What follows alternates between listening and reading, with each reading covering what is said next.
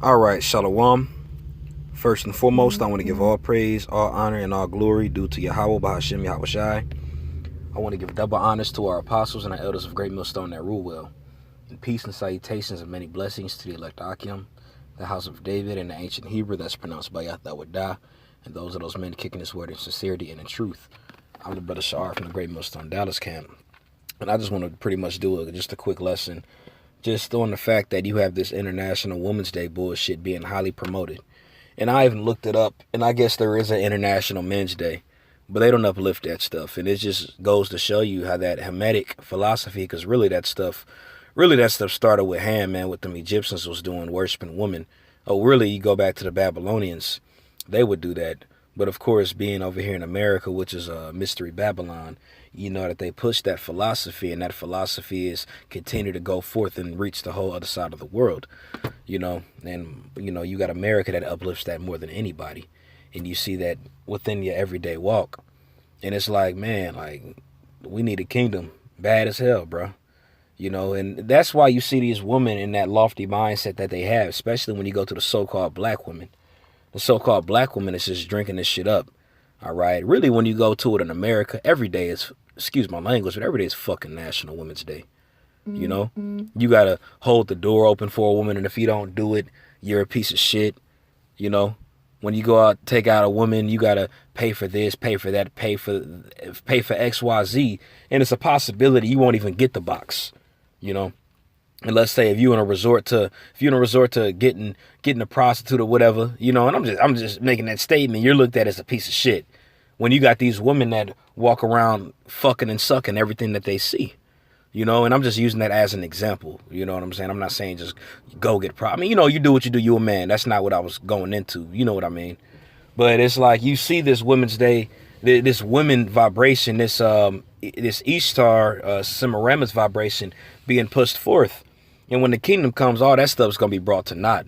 All right. But that's helping America thrive, man. These fucking women with that attitude. It's like you look at Eve now, look at the so-called white women now, look at the women that live in this place now. And I'm going to direct this toward the so-called black woman. Look at the energy that she pushes off. And this goes into men worshiping these hoes. All right. You worshiping something that's a lower vessel than you. She bleeds for 7 days. She acts like a demon throughout all the days of your walk. And I'm not in a relationship, but even hearing brothers and the things that they go through, it's like, man, it would be hard for me to go through the things that these brothers go through dealing with their women. And I'm glad that I'm not in a relationship right now, because I'd be ready to choke this bitch out sometimes, man. Excuse my language, and I'm gonna tune the language down, Salakia, for the ones that get offended. But hey, man, shoot, grow some too. We men, But yeah, man. So what I'm going to do is I'm going to start at Jeremiah, the 31st verse in the 22nd chapter. Because as we see this thing going on, this is, technically it's a new thing. Because when you go to how it was already originally set up, when you go into our nation, the woman was never placed over the man. Now, of course, we know that the woman has an important role, and we don't negate that. Even when you read the scriptures, it talks about the role of the woman. Her role is beautiful. The lot of a woman is beautiful when she's actually in that lot.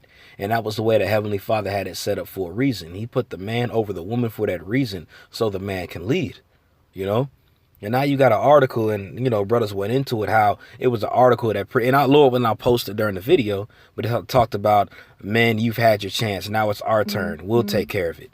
And there was a man that was bound down to his woman. And a woman was in a business suit and so forth, and that was vexing than a hoe, But that's here in Babylon. That's what gets uplifted, Woman being on top. Okay, this is Jeremiah 31:22, and it reads, "How long wilt thou go about, O backsliding daughter? For Yahweh hath created a new thing in the earth. A woman shall compass a man." And that's what we're seeing right now. So ultimately, we know it's fulfillment of prophecy on as it was written. But with us being down here, it's like, golly, man. You see it in its entirety, all right? When the prophets had certain visions of what was to come, and part of the things they've seen, they've seen these. Now, granted, they knew that it existed back then because you had people that actually worshipped women. Even when you had certain prophets like Jeremiah, certain prophets like Ezekiel, certain prophets like Isaiah, certain prophets like Daniel, they lived during the Babylonian Empire. And of course, in Babylon, they held women on a higher standard. And that was already a new thing. You know, that's why Jeremiah was talking about it. All right, because he actually lived in the Babylonian Empire. He witnessed our nation being taken down and burnt by fire. And he witnessed the Babylonians come up in power. So when him seeing that, he's like, man, what the hell's going on? So how much more can you apply that right now when this whole hegemon that you see is ran off women worship damn near? All right. Now, again, this stuff is all over the globe now. But of course, when you go in modern day Babylon, which is America, you see that within its entirety. All right. What America did is they took all these customs and they had flipped it. All right. To the point where if you don't hold the door open for your woman, you're a piece of trash. All right. Or let's say, for example, if you don't buy your woman a wedding ring, if you don't bow down to her and propose yourself and give up power to her, you're counted as nothing, counted as worthless. If you don't have that high paying job, whatever, you're not suited enough to fit your woman. You know, let's say, for example, you got a woman that wants XYZ in a man. He has to be over 6 foot. He has to have muscles. He has to make over 100, have to make over 60K a year. He has to have these type of traits. 1.5 million traits that a man has to have. But when it comes to a woman, nothing on her body's real. Her hair's not real. She wears makeup. Even the smell that you smell, the perfume that she wears, it's false because it's covering up that odor. All right. But you got men chasing after this because, of course, granted, we're men. And we're sexually deprived being down here, so certain men run after it. But you got men that are simping after this, man. And when I say run, I'm gonna rephrase that, because again, when I say certain men, you got these simps that are running after these hoes. But us being men of the Lord, of course, we're men. So of course, you know, hey, sometimes you get the box, but you got men that are running after this stuff, and they'll go through X, Y, Z. They'll get that good paying job. They'll get that house. They'll get everything under the abundance just to please this woman that nothing's real about. And they have a holiday uplifting her. Mother's Day. Dear mama, go into that Semiramis spirit. All right. And even when you go to, I believe it's in 1 Ezra, the 4th chapter. And, you know, I'm not going to pull it up, but you can read it for yourself. But it goes into what a man will do just for the woman. You know, he'll rob, he'll cheat, he'll lie, he'll thieve, he'll scheme just for some box. A man will go out of his way to get himself killed just for the box. All right. Just because they worship women, you know. But that's a new thing that Jeremiah was talking about. And if he's seen it back then, how much more so do we see it now when we know that Jeremiah is walking the face of the earth and he's talking about the same exact thing, you know? I got another scripture I'm going to pull up. I believe it's in Isaiah 3:12. Yeah, this is Isaiah chapter 3. I start at verse 11. And it reads, "Woe unto the wicked, it shall be ill with him, for the rewards of his hands shall be given him. As for my people, children are their oppressors." And look who's oppressing us right now, man. Edom. And they got that child-ass mindset. All right. Even though they were the firstborn, but they're like children. Look how they operate. They get mad. They get mad when you tell them something that's right and you prove them wrong. They get upset. Look how petty they are. They're the most pettiest individuals on the planet Earth. You know, even when you gotta operate within this world, and when you gotta be Clark Kent, it's like when you shake their hand or you talk to them, it's like it makes you want to choke them out, man. Even the lowest level Edomites feel like you have to submit yourself under them. You have to tell them your personal business. You have to tell them why you don't do certain things. It ain't like you have to, but in their minds, they feel like you have to be obligated to tell them that. You know, they're childlike. All right. I'm going to continue. And this is the key point. And it reads, "And women rule over them." All right. And even putting these two together, children are their oppressors and women rule over them. Look at these demonic ass kids in these households, man. All right. Look at these children that are being raised up by these women. These children are running the household. You can't tell a child what to do no more. Me and younger brother Ana, we went to go to a leasing office to get an apartment. And, you know, we seen a nigga woman walk in there with her son, and he was just a little bad piece of shit. Unruly as hell. She's like, "Stop doing that." He's like, "No, you stop." She's like, "Don't eat that." "No, you don't eat that." And she ain't doing not a damn thing. And it took the leasing office lady to be like, how old are you? How old are you? He was like, 4. And she was like, okay, well, you gotta act like a 4-year-old. You gotta act like a big boy. I'm just using this as an example. But look what you see, man. When you put the woman in the power seat, you got the man out of the equation, the so-called black man, so-called Mexican man out of the equation. He's in jail or whatever the case is, or he's ran off by that loudmouth woman. And then you got a household that's raising up a little monster that's oppressive, that feels like he has to have everything his way. He has that energy. He has that energy of that woman that's on him. That's ultimately what it is. When you see these grown-ass men act the way they do, a lot of the times they were raised by that single mother and they were taught to worship her. And they act like that. That's that feminine woman energy that's being spewed out. And we're seeing that amongst our people.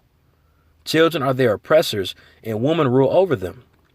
O my people, they which lead thee cause thee to err and destroy the way of thy paths. Look at who you see, man. Our men are supposed to be leaders. The Israelite man is supposed to be a leader within itself. He's supposed to lead his household. He's supposed to lead people at his jobs. But look at the energy that he's leading with. And it's causing everybody to err. It's causing a lot of Israelites to err because they're looking at that as that example. And they're saying it's right. Look at the not the Black Panther movement, but look at these Egyptology niggas, man. Look how they worship these women. Look what they doing. They causing the whole nation to err because they have that feminine vibration that's over them. All right.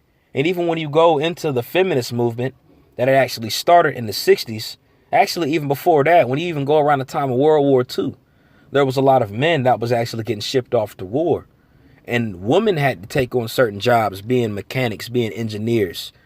All right. They had to take on a lot of masculine, manly roles. And when you take that on to the 60s, because really when you go to the 40s into the 60s, there was still order within the house of the so-called black man. There was still order within that house. The woman actually knew that the man was in charge. The man would come home from work and it'd be dinner that was set. And the woman didn't have a problem with it. Why? Because it wasn't a problem. There's nothing wrong with that.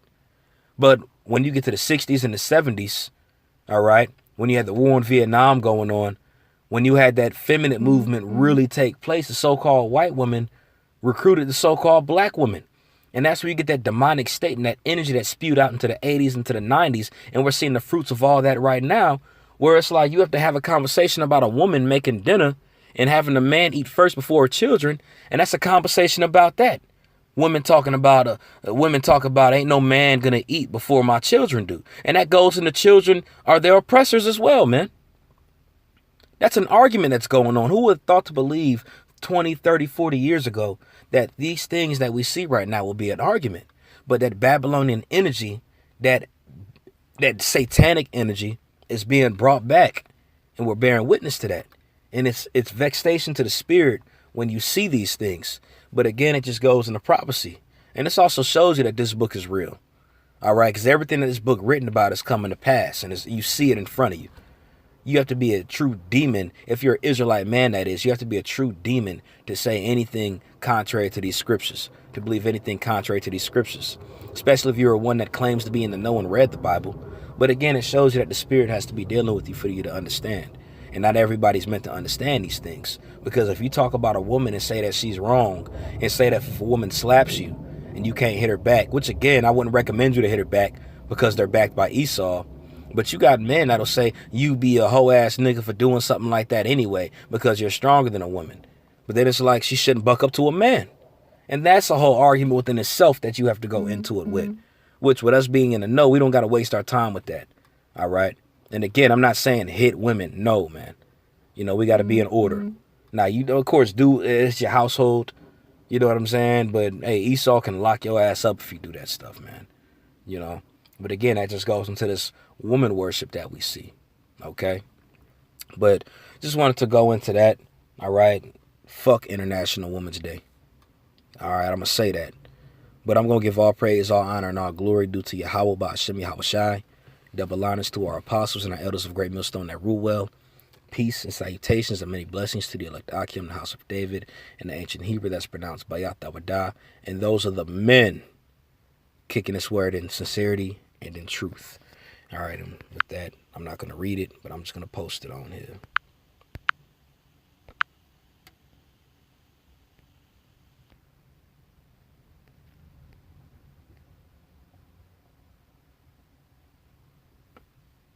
Revelation 21:3.